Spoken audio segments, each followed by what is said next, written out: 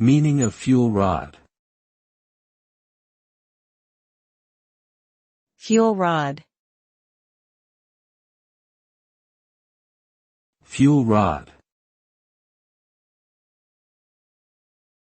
Fuel rod. Fuel rod.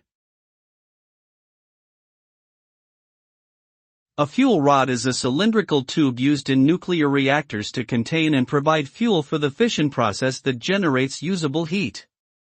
The rod is typically made of zirconium alloy and contains small pellets of uranium dioxide fuel. As the fuel undergoes fission, it generates heat which is used to create steam to generate electricity.